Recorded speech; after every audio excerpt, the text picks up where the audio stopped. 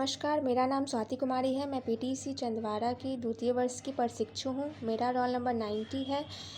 मैं जिस टॉपिक पर चर्चा करने जा रही हूँ वह S2 के इकाई 3 से जुड़ा हुआ है और मेरा टॉपिक है सक्रिय अनुबंध सिद्धांत स्किनर का संदर्भ विश्लेषण, आलोचनात्मक समझ व शैक्षिक निहितार्थ। B.F. स्किनर के अमेरिका के एक जाने माने मनोवैज्ञानी, व्यवहारवादी, लेखक, आविष्कारक और सामाजिक दार्शनिक थे। स्किनर के सक्रिय अनुबंधन सिद्धांत के अनुसार यदि किसी अनुक्रिया या व्यवहार के बाद संतोष या आनंद की अनुभूति होती है तो वह प्राणी उस व्यवहार को दोहराना चाहता है। इसके विपरीत यदि किसी अनुक्रिया के पश्चात असंतोष या दुख का अनुभव होता है तो वह प्राणी उस व्यवहार को दोहराना नहीं चाहता।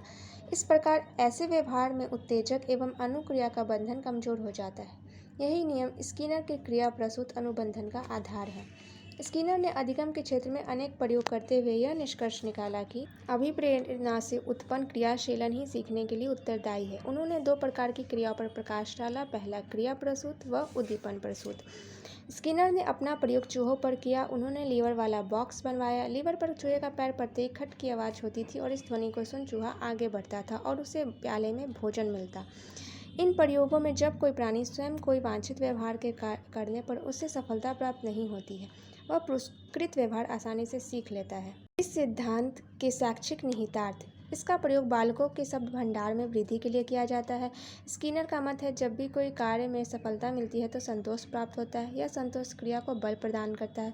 इसमें पुनर्बलन को बल मिलता है। अधिकाधिक अभ्यास द्वारा क्रिया को बल मिलता है। साथ ही यह सिद्धांत जटिल व्यवहार वाले तथा मानसिक रोगियों को वांछित व्यवहार सीखने में विशेष रूप से सहायक होता है। आलोचनात्मक समझ। अपने तमाम खूबियों के बावजूद कुछ मनोवैज्ञानिकों ने इस सिद्धांत की आलोचना भी की है।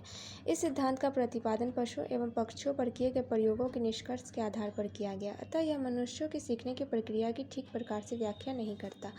इस सिद्धांत द्वारा सीखना यंत्रवत होता है, इसमें बुद्धि का महत्व नहीं होता।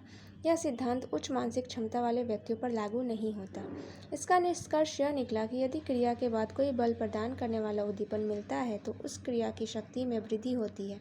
स्किनर के मत में प्रत्येक पुनर्बलन अनुक्रिया को करने के लिए प्रेरित करता है। धन्यवाद।